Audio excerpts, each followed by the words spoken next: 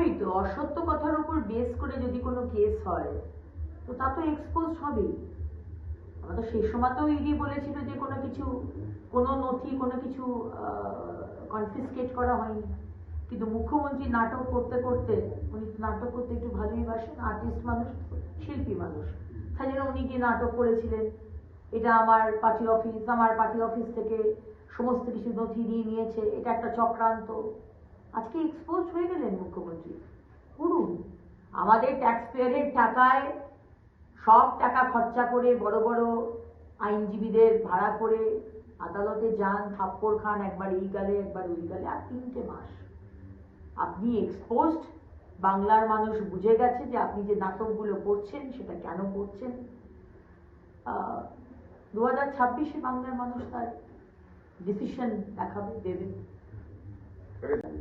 উনি দুর্গাপুরের ওই মেয়েটির পাশে দাঁড়াননি, উনি কোনো অত্যাচারিত ব্যক্তির পাশে দাঁড়ান না, উনি যারা করাপ্ট তাদের পাশে দাঁড়ান। উনি বললেন ইডি নাকি ওনার পার্টি অফিস থেকে সবকিছু নাকি চুরি করেছে, সব ডেটা চুরি করেছে।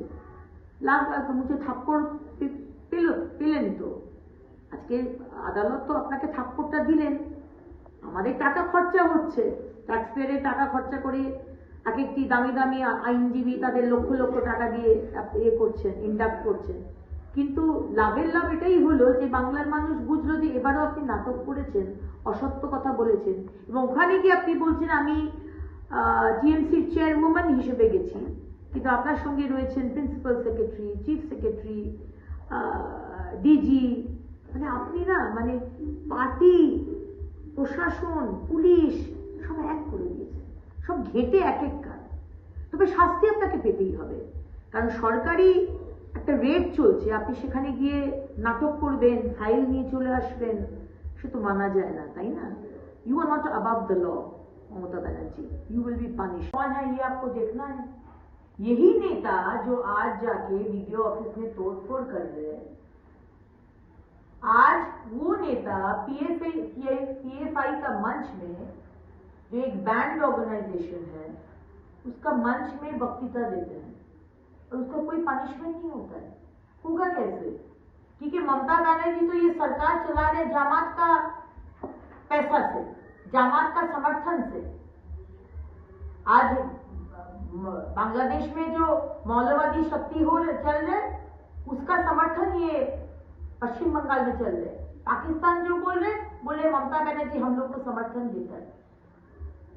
आज जो ममता बनर्जी किए थे विधानसभा में तोड़फोड़, वही उनका विधायक कर रहे। और क्यों कर रहे, ये तो बहुत साफ है। उन लोग नहीं चाहता है कि एसआईआर हो, उन लोग नहीं चाहता है कि रोहिंगा, बांग्लादेशी, मृत voter, duplicate voter, shifted voter, इसको काटा जाए। वो लोग चाहते हैं कि वो लोग रहे और ये नाम इस्तेमाल करके वो लोग हर इलेक्शन में ईवीएम में ये कर वोट देकर उन लोग जीते। ये बात नहीं होगा। ईसीआई पूरा ठहर ले दिया। जो हमारे वोटर नहीं है, जो मृत है, जो हमारा दूसरा देश का है, वो हमारे वोट देने का अधिकार उसको नहीं है, नाम काटा जाएगा। इसीलिए ये सब हो रहा नाटक।